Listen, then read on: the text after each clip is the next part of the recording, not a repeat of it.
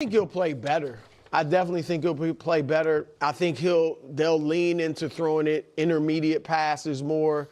I think he'll run well next year. Like, I think their offense will be more consistent, and you won't see the, things you saw this year with them going scoreless so much in different halves. But he's never going to be like a huge statistical guy. He's never thrown for 4,000 yards. He's never thrown more than 25 touchdowns. Like, that's just not who he is. And I've said that before, that's not who he's going to be. To me, his legacy will be leadership and winning. Now, you got to win a lot for that to be your legacy, but that's what I see from him. He just does it differently. I've said before, he's like Tyrese Halliburton. I don't expect Tyrese Halliburton to come out next year and average 29 points a game. But if he does his thing and plays the way he does, which is different from most point guards now, he can be effective and so can the team, and he'll be a superstar. And so I think the same thing with Jalen. Yeah, no, I don't. I don't expect him to take his game to another level because when I look at the levels, I go back to 2023 when he was in that Super Bowl dueling with Patrick Mahomes. I felt like that's the best version of Jalen Hurts that we were exposed to. Mm-hmm. He has yet to meet that again. And so I'm not looking at it, will he be better than last year? I believe, yeah. I mean, it's not going to be hard, or he won't be hard-pressed to be better than what he was last year and perform and actually execute in the second halves of games like he wasn't able to do offensively last year. But to see him go to another level, it would have to be that he is better than what I've seen at his best. And he's not. Like, the Brew, uses the Halliburton comp. I used the Russell Wilson comp. He is who he is. And can you win a Super Bowl with Jalen Hurts that way? Yeah. Yep. We have literally seen it. Can you have the highest scoring offense in football? Yeah. We've literally seen it. But he is going to, and we've seen it, by the way, you can't pin it on one coordinator. We've seen damn near a half dozen coordinators now.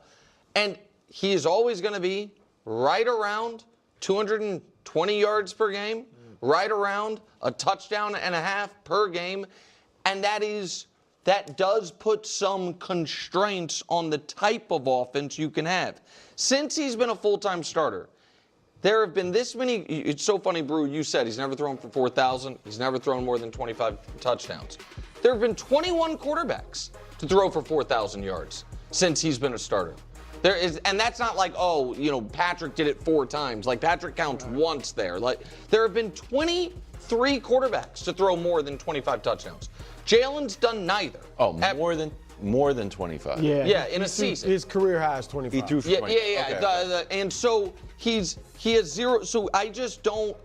He's a young player in that he's still in his prime, but I don't think he's a young player in that we expect massive leaps for a guy who's going into year 7. All right, let's bring this one to a close. And, well, let's hear it. Let's have a round of applause, because we are truly, consistently establishing a new gold standard for utterly irrational sports commentary here. Seriously, congratulations are in order. Bravo. He is precisely the player he has always demonstrated himself to be. This is a quarterback who has navigated a carousel of offensive coordinators and system changes season after season. Yet when placed in a structured environment with proven high-caliber coaching leadership, he has propelled his team to a Super Bowl appearance and performed at an elite level. He has consistently operated on a trajectory that would easily surpass 4,000 passing yards and 25 touchdowns over a full campaign.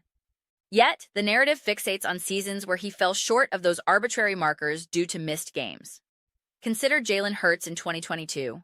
He amassed 3 701 yards and 22 touchdowns despite being absent for multiple contests. Let that sink in. He missed several games. Even in one contest where he did take the field, he was operating at less than full health, essentially deployed in a limited capacity to get through the game. Then, in the 2023 season, working within a notoriously ineffective offensive system under a coordinator who was subsequently dismissed, he still managed 3,158 yards. He also exited one game prematurely due to a dislocated finger, finishing that year with 23 touchdowns. Fast forward to 2025, again within a subpar offensive scheme, And now the critique aimed at Jalen Hurts is an inability to execute in the second half? That particular assertion is so logically flawed, it's difficult to even process. He finished that season with 25 touchdown passes.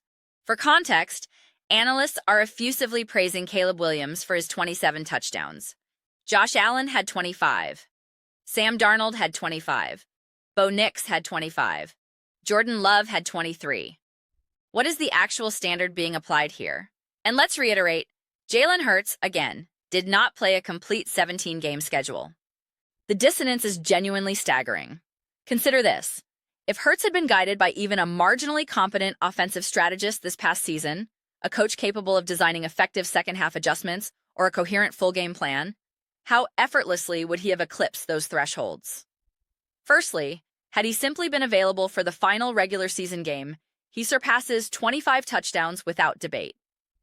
Furthermore, it requires little imagination to conclude he would have also accumulated significantly more passing yardage. This aligns with a persistent analytical point I've illustrated across numerous videos. The mechanism by which many contemporary quarterbacks inflate their passing totals to easily reach 4,000 yards or pad touchdown counts is through high-volume, low-risk throws initiated behind the line of scrimmage. Examine the data. Josh Allen, 642 yards on such throws. Patrick Mahomes, 608. Jared Goff, 581. Baker Mayfield, 563. Bo Nix, 513. Now, scroll to the lower end of that spectrum, where you'll find Jalen Hurts at a mere 218 yards last season. For further perspective, Baker Mayfield generated 783 yards from passes behind the line. Jared Goff, 690. Bo Nix, 690. Patrick Mahomes, 645. Returning to Hurts, his total is so diminished he ranks behind Anthony Richardson, who played only 11 games that year, 203 yards. Trevor Lawrence, who played 10 games, had 200. Deshaun Watson, in just 7 games, had 192. Jalen Hurts stands as the solitary statistical outlier at 203 yards. The conclusion is self-evident. If his offensive coordinator had systematically integrated these screen passes and quick game concepts into the weekly game plan, accruing these largely hollow passing yards and the accompanying cheap touchdowns would have been a simple matter of scheme. Consider Patrick Mahomes' legendary 2022 campaign. 732 yards originated from behind the line of scrimmage, including 9 touchdown passes from that area. He registered 5 touchdown passes and 565 yards specifically off-screen plays. These are fundamentally pre-scripted, schemed-up plays. Mahomes accrued 565 yards from them alone. Now, observe Jalen Hurts' most productive season under his best play caller. He ranked within the top 8 in screen pass yardage, totaling 383. While still distant from Mahomes' 565, it at least placed him in the same conceptual universe, demonstrating what's possible with intentional design. The fundamental absurdity of certain statistical graphics warrants examination. In the 2024 season, precisely 6 quarterbacks exceeded 4,000 passing yards. Patrick Mahomes was not among them. Lamar Jackson was. His team lost in the playoffs. Sam Darnold did. His team lost in the playoffs. Geno Smith did. His team failed to qualify for the playoffs. Baker Mayfield did. Playoff loss. Jared Goff did. Playoff loss. Joe Burrow did. Missed the playoffs. The pattern persists. The following season, again, 6 quarterbacks surpassed 4,000 yards. Trevor Lawrence's team lost. Sam Darnold's team lost. He hit 4,048 yards. Drake May's team missed. Dak Prescott compiled 4,552 yards. No playoffs. Jared Goff amassed 4,564 yards. No playoffs. The overwhelming majority of teams and quarterbacks that actually qualify for postseason competition do not eclipse the 4,000-yard passing mark. The vast majority. Nevertheless, this figure persists as a bizarre barometer for individual quarterback success, which essentially penalizes Jalen Hurts and the Eagles for constructing a top-tier NFL team that consistently reaches the playoffs and wins playoff games. Compounding this, as previously demonstrated, the past NFL season witnessed the lowest average passing yards per game per quarterback in roughly 2 decades. The league-wide trend is actively shifting away from the high-volume aerial assaults that yield 4,000 or 5,000-yard seasons. The Philadelphia Eagles effectively pioneered this efficiency-based, run-leveraged approach ahead of the curve, and it directly culminated in a Super Bowl victory. To then criticize Hurts for not conforming to the outdated model his team's success helped render obsolete is utterly nonsensical. To further underscore the folly of these raw volume metrics, reflect on recent history. Geno Smith in 2022, 4,200 yards, 30 touchdowns. Tua Tagovailoa in 2023, 4,620 yards, 29 touchdowns. Derek Carr once had 4,039 yards and 23 touchdowns. Kirk Cousins posted 4,221 yards with 33 touchdowns. Even Jameis Winston's infamous 5,109-yard, 33 touchdown, 30 interception season is cited. If sheer volume was the definitive metric for greatness, Jimmy Garoppolo in 2019, a season ending in a Super Bowl appearance, was a mere 22 yards shy of 4,000 with over 25 touchdowns, all in a 16-game schedule. To grasp how antiquated this 4,000-yard benchmark has become, consider that in 2018, 12 quarterbacks surpassed it, with Drew Brees missing by just 8 yards. In 2019, projecting a 17-game schedule, over 14 players would have exceeded 4,000 yards. The contemporary reality is starkly different. In the most recent season, we had only 6, despite every top 8 yardage earner playing the full 17 games. The league has fundamentally changed. What renders this discourse particularly exasperating and intellectually dishonest is the treatment of Hurts' touchdown-to-interception ratio. The man threw 25 touchdowns against only 6 interceptions. If he exhibited less discipline and was willing to force throws, thereby doubling his interception rate to match that of contemporaries like Trevor Lawrence, Dak Prescott, Justin Herbert, or Baker Mayfield, he would undoubtedly have more touchdown passes. Yet, the very critics dismissing his touchdown total would then immediately pivot to lambast his elevated interception count. He is systematically placed in a rhetorical lose-lose scenario. Even in 2022, with 22 touchdowns, remember he missed multiple games, and only 6 interceptions, compare that to peers. Dak Prescott had 15 interceptions in 12 games, Derek Carr had 14, Justin Herbert had 10, Aaron Rodgers had 12, Kirk Cousins had 14.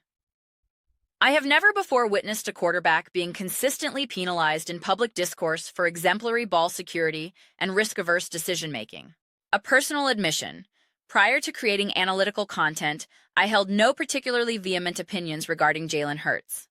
My stance was likely moderate. He's a pretty good quarterback. That was an awesome Super Bowl run. It was only through meticulous season-long analysis beginning in the 2023 campaign that my perspective solidified. Not out of innate fandom, but because his career arc highlights an extreme and glaring inconsistency in how quarterback evaluations are conducted. He exposes how narratives are crafted, how statistical baselines are manipulated, and how all nuance is deliberately excised from conversations about his play. We ignore context, his annual coordinator turnover. We dismiss the reality that in the one season his team didn't chase volume stats, they won the championship, often holding leads that mandated clock-killing rushing attacks in second halves. We refuse to aggregate his total offensive yardage, passing plus rushing, and total touchdowns, which fully capture his dual threat value. We overlook the empirical fact that most playoff quarterbacks don't throw for 4,000 yards, while his team has been a playoff fixture and a Super Bowl contender for 5 consecutive years. The final compelling data point. Over the last 5 seasons, 21 individual quarterback seasons have featured over 4,000 passing yards. In 8 of those instances, the quarterback's team failed to even reach the playoffs. In a total of 14 of those 21 instances, the quarterback did not win a single playoff game. 14 times. That is a startling, profound statistic that should give any analyst pause before touting 4,000 yards as a meaningful milestone for team success. It is, in fact, often an indicator of a one-dimensional, trailing team forced into constant passing situations. Those are my comprehensive thoughts. I am genuinely eager to hear yours. What is your assessment regarding the expectations placed on Jalen Hurts to elevate his game further? Please share your perspectives in the comments below. I read every single one. Whether you find yourself in agreement or vehement opposition, let's engage in substantive discussion. Let's debate earnestly, but ultimately, let's enjoy the dialogue. Please consider subscribing. We are fostering a remarkable community here, and I would be thrilled to have you participate. The aim is to build a connected, passionate space for fans, and we are making significant strides. Also, remember to like this video, as it substantially aids in visibility and platform promotion. Thank you sincerely for your time and engagement. I will see you next time.